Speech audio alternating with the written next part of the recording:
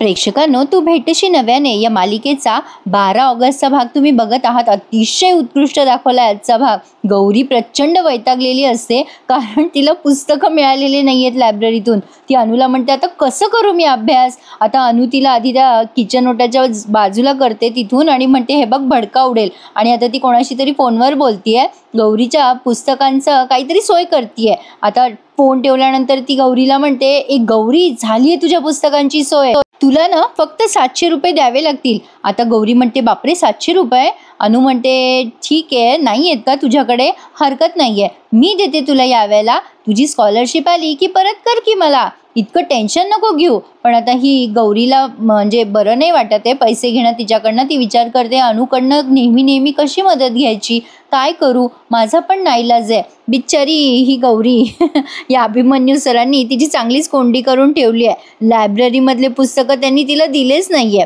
असो, आता ती जरा टेन्शनमध्येच आली आहे. इकडे अभिमन्यू सरांना त्यांच्या वेळचा एक प्रसंग आठवलाय असं त्यांनी दाखवलंय. म्हणजे ते जेव्हा माही होते ना कॉलेजला, तेव्हा माही जेव्हा स्कॉलरशिपच्या परीक्षेला बसला होता ना, तेव्हा तो परीक्षेला हॉलमध्ये गेला. तन्वी त्याची वाट बघत असते. कदाचित तन्वीला या माहीला ऑल द बेस्ट द्यायचं असेल. आता माहीची नजर तन्वीवर जातेच आणि तो तिला हाय करतो. तन्वी पण त्याला लांबूनच हाय करते. आता माही आता बघतोय तर बाहेर एकच गोंधळ उठलाय. या आपल्या प्राध्यापक गाडगीळ मॅडमनी सगळ्या विद्यार्थ्यांना बाहेर बोलवलंय कारण त्यांना कॉप्या चेक करायच्या. आधी तर ते आपल्या माहीलाच बाहेर काढतात.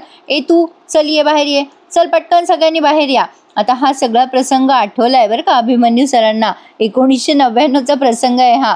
तर आता या मॅडमनी सगळ्या विद्यार्थ्यांना बाहेर काढलंय आणि त्या पिऊन दादांना सांगतात की सगळ्यांची कसून तपासणी करा, कुठे कुठे कॉप्या लपवल्यात बघा जरा. आता ऑलमोस्ट परीक्षेचा वेळ सुरू झालेला आहे बरं का प्रेक्षकांनो. आणि परीक्षेचा वेळ चालू असताना हे सगळं चालू आहे.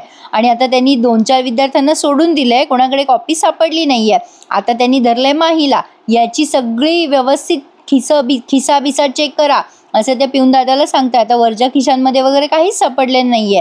आता त्या म्हणतात की हो का, आता बेल्टमध्ये चेक करा, आजकालच्या मुलांना खूप कॉपीच्या ट्रिक्स येत असतात नवीन. आता तो माही म्हणतो, मॅडम तुम्ही मुद्दाम करताय ना.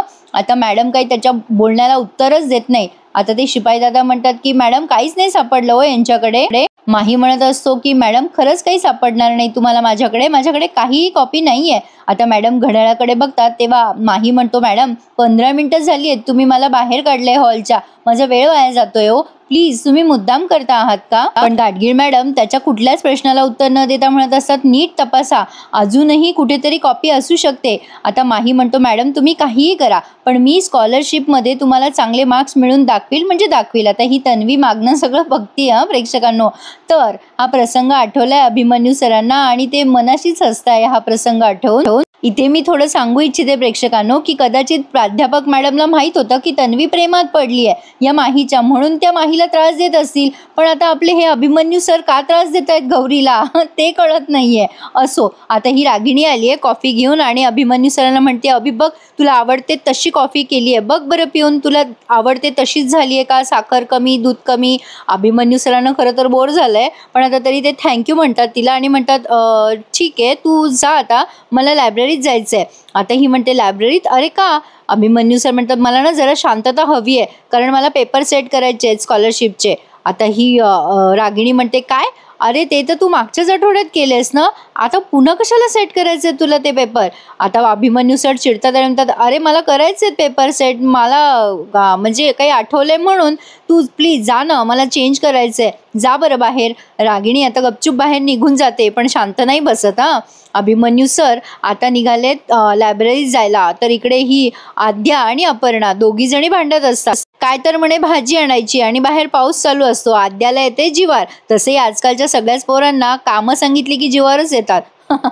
आणि आता ती अपर्णा म्हणते, अगं काय हे, इथेच तर जायचंय. तेव्हा ही आद्या म्हणते, ऑनलाईन मागव ना. तर आता ते अपर्णा ते म्हणते, ऑनलाईन भाज्या ताज्या नसतात. तेवढ्यात अभिमन्यू सर ते ऐकतात आणि म्हणतात, अगं अपर्णा पिशवी दे माझ्याकडे, मी आणतो भाज्या.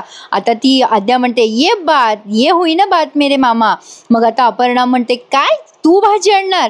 अभिमन्यू सर म्हणतात, अशी काय बघतेस, तोंड बंद कर, माशी जाईल तुझ्या तोंडात. मी आणायचो लहानपणी भाज्या, तू तर पिशव्या सुद्धा धरत नव्हतीस, आठवतं ना तुला. अपर्णा म्हणते, हो आठवतं ना मला, पण तू विसरला होतास बरं का. तू कदाचित विसरला होतास. आता हे अभिमन्यू सर आद्याला म्हणतात, अभ्यासाला बस आद्या, जा लवकर. आद्या म्हणते, बसते रे मामा. एक तर 2-4 लेक्चर काय घेतात आणि त्यामागे 2-2 टेस्ट ठेवतात. अभिमन्यू सर तिच्याकडे बघून हसतात आणि आता पिशवी मागतात अपर्णाला. आणि अपर्णा जाता जाता खूप इन्स्ट्रक्शन देते. हे बघ दुधी आण दादा, आणि हे बघ वांगी आण, आणि हिरवी चांगली जांभळी वांगी बघून आण. खूप काही इन्स्ट्रक्शन देते ती. आणि दुधी जास्ती आण, मला नैवेद्य दाखवायचा आहे. अभिमन्यू सर म्हणतात, हो देवालाच दाखव नैवेद्य, नाहीतर स्वतःला दाखवशील. गंमत करतात ते थोडीशी, म्हणजे त्यांच्यामधलं ह्युमर अजून जिवंत आहे.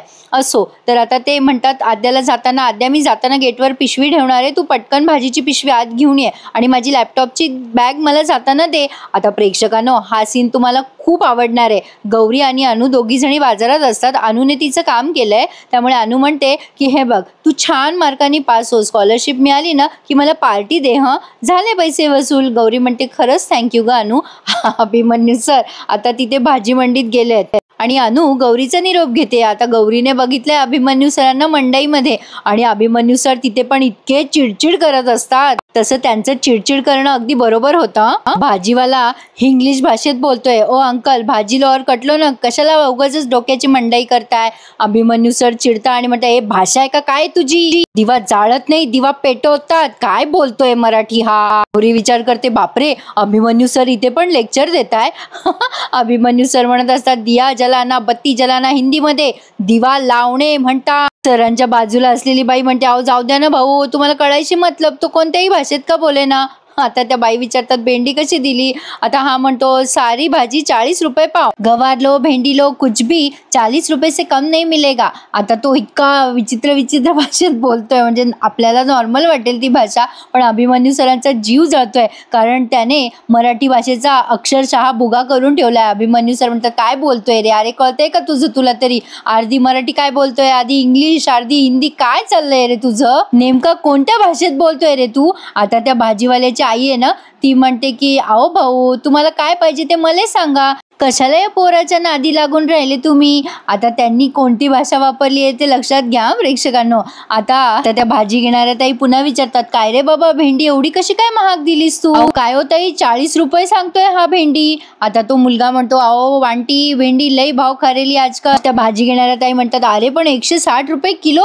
आता तो मुलगा म्हणतो, तो किलो नहीं लेने का, आधा किलो लेने का, तो आधा किलो लेके खाने का आंटी, 80 देता 80. आता अभिमन्यू सर आणखीन चिडतात आणि म्हणतात, अरे काही 80 करू लागला हा? अरे ना धड हिंदी बोलतोय ना धड मराठी बोलतोय. अरे तुझ्या आईकडे बघ, किती गोड बोलते तुझी आई, किती छान वाटतंय त्यांचं बोलणं मनाला. ताई तुम्ही विदर्भातल्या ना? त्या ताई म्हणतात की हो, विदर्भातलेच आहोत आम्ही. अभिमन्यू सर म्हणतात, खरं तर कोसाकोसांवर मराठी भाषा बदलतात, पण आपल्या भाषेचा गोडवा हा आपल्या भाषेतच असतो नाही? आपली मराठी भाषा किती गोड आणि समृद्ध आहे, पण एक भाषा धड बोलता येत नाही. आता एक दादा येतात आणि अभिमन्यू सरांना सरकवतात. अभिमन्यू सर चिडतात आणि म्हणतात, ओ धक्का काय मारताय?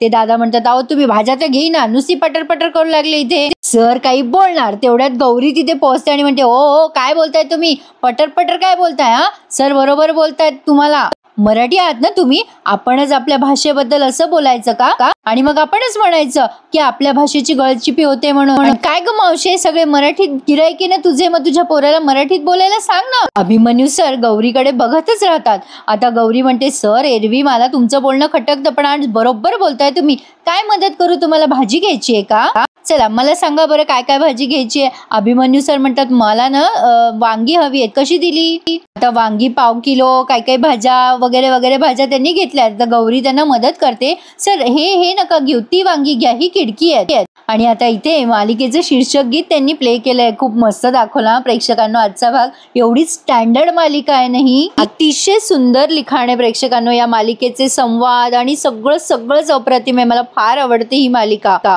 अशा प्रकारे गौरीने अभिमन्यू सरांना मदत केली आहे भाज्या सगळ्या सिलेक्ट करण्यामध्ये. आता इकडे या रागिणीने त्या लायब्ररियनला कॉल केलाय, काय हो महाशब्दे तुम्ही निघालात का? आता तो बिचारा त्याचं काम उरकून घरी जायला निघालेला असतो, त्याची बायको पण त्याला घाई करत असते घरी यायसाठी, असं काहीतरी चालू असतं. आता रागिणी त्याला म्हणते, हे बघा महाशब्दे, अभिमन्यू सर येतात तिथे पेपर सेट करायला लायब्ररीमध्ये, सर जाईपर्यंत तिथेच थांबायचं. ते महाशब्दे म्हणतात, अहो मॅडम पण माझा वेळ झालाय हो.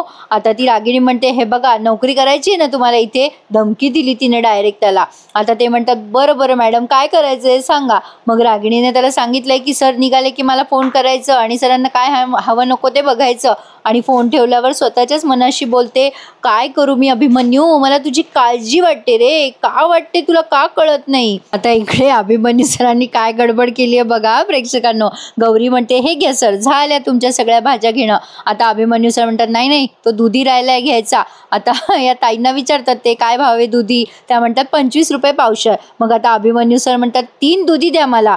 गौरी म्हणते बापरे 3 दुधी, अहो सर एक पुरेसा होईल तुम्हाला. अभिमन्यू म्हणतात नाही नाही आमच्या घरी सगळेजण खातात दुधी, लागतील आम्हाला तेवढे दुधी, तुला काही प्रॉब्लेम आहे का मी एवढा दुधी घेतला तर.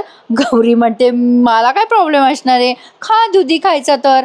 आता अभिमन्यू सर म्हणतात ज्यांना हृदयाचा त्रास आहे ना त्यांनी दुधी खायला पाहिजे, अत्यंत गुणकारी भाजी आहे ही. अभिमन्यू सरांनी अक्षरशः निबंध ऐकवलाय त्या दुधीवरती गौरीला. वेलीवरती असणाऱ्या भाज्या अतिशय चांगल्या आहेत बरं का, नाही म्हणजे दुधीमुळे पित्त पण कमी होतं. गौरी त्यांना टोमणा मारते बारीक आवाजात, हो हो तुमचं पित्त तर नेहमी खवळलेलंच असतं ना. अभिमन्यू सर म्हणतात काय म्हणालीस. गौरी म्हणते नाही काही नाही म्हणाले मी. आता ती म्हणते बरं चला सर मी निघते. आता ती पटकन गडबडीत निघून जाते. पण अभिमन्यू सरांना तिला थँक्यू म्हणायचं असतं, ते म्हणायचंच राहून जातं. छान दाखवला ना प्रेक्षकांनो सीन, मला फार आवडला. एखादा लाईक करायला विसरू नका.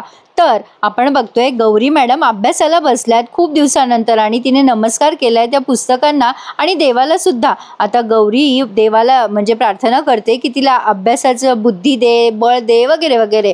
आता तेवढ्यात तिची आई येते आणि म्हणते अगं गौरी दुधी आणायचं आहे. गौरी चिडली आहे कारण तिला दुधी अजिबात आवडत नाही. ती म्हणते तुला कशाला हवं आहे दुधी. आता तिची आई म्हणते अगं असं काय करते, भाजी करायची आहे मला. गौरी म्हणते मी नाही जाणार आणायला दुधी बिधी. आता तेवढ्यात तिचे बाबा येतात, ते म्हणतात काय चाललंय तुमच्या दोघींचं, का त्रास देतेस ग तिला. आता तिची आई म्हणते गौरीची आहो दुधी आणायचं आहे मला. आता तिचे बाबा म्हणतात तिला अभ्यास करू दे, अजिबात त्रास द्यायचा नाही माझ्या गौरीला, ती अभ्यास करणार आहे. गौरे बस बरं अभ्यासाला, मी आणतो दुधी, काय आणायचं तो आण इकडे माझ्याकडे पिशवी. आता गौरीचे बाबा गेले दुधी आणायला. गौरीची आई म्हणते तुला काय भाज्यांचा प्रॉब्लेम आहे ना गौरे, तुझं तुलाच माहीत. आता गौरी म्हणते भाज्यांचा प्रॉब्लेम नाही आहे मला, पण दुधी विकत घेणाऱ्यांचा प्रॉब्लेम आहे. अभिमन्यू सरांनी भाजी घरी पोहोचवली आहे बहुतेक आणि ते आलेत आता लायब्ररीमध्ये. महाशब्दे म्हणतात सर बसा तुम्ही इथे, मी आहेच इथे तुमचं काम होईपर्यंत. अभिमन्यू सर त्यांना म्हणतात तुमची वेळ तर झाली आहे ना, तुम्ही जाऊ शकता. आता हे महाशब्दे म्हणतात नाही हो सर, मला थांबायला सांगितलंय रागिणी मॅडमनी तुमच्यासाठी. आता ते विचार करतात अभिमन्यू सर ही रागिणी पण ना, ते सांगतात की रागिणी मॅडमचा कॉल आला होता वगैरे वगैरे. तर आता अभिमन्यू सर तिथे बसलेत पेपर सेट करायला आणि गौरी इकडे बसली आहे अभ्यास करायला. हे दोन्ही सीन त्यांनी इक्वल दाखवलेत. आता हिची काकू उठली आहे बरं का मध्येच. आता या बाईला काय त्रास आहे, गौरीने अभ्यास केला तर तिचं तिलाच माहिती बिचारीला. आता इकडे अभिमन्यू सर सेट करतात पेपर आणि बराच वेळ झाला तरी ते काही हालायला तयार नाही. इकडे या महाशब्देची बायको त्यांना फोन करून करून परेशान करत असते घरी केव्हा येणार आहे म्हणून. आता हे सर म्हणतात ओ महाशब्दे जरा हळू बोला, लायब्ररी आहे नाही. ते म्हणतात हो हो सर हळूच बोलतोय मी. आता ते महाशब्दे हळूहळू त्यांच्या बायकोशी बोलत असतात, अगं आतून नको कडी लावू ग बाई, मी येतोय थोड्या वेळात, थांब जरा.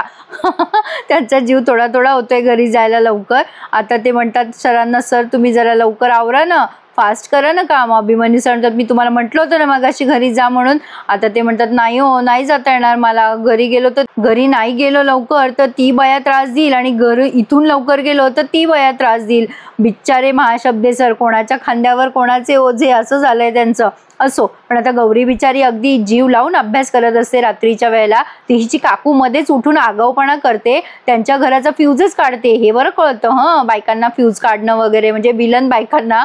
असो आता गौरी लाईट गेले त्यामुळे वैतागली आहे. आता उद्या तिचा पेपर आहे आणि एका रात्रीतून आता लाईटही गेलेत, कसा अभ्यास होणार, बिचारी टेन्शन मध्ये आली आहे. असो तर हा भाग त्यांनी इथेच पूर्ण केलाय प्रेक्षकांनो, खूपच छान दाखवला त्यांनी, मी डिटेलमध्ये दिलाय तुम्हाला. आपल्या चॅनलला लाईक करायला आणि चॅनल सबस्क्राईब करायला विसरू नका. आता उद्याच्या भागामध्ये आपल्याला गौरीची स्कॉलरशिपची परीक्षा बघायला मिळणार आहे. अभिमन्यू सरांनी खूप अवघड पेपर सेट केलाय. पेपर दोसाने सगळ्या कॅन्टीनमध्ये आव्हान केलंय लोकांना की सगळ्यांना समोसा फ्री मिळणार.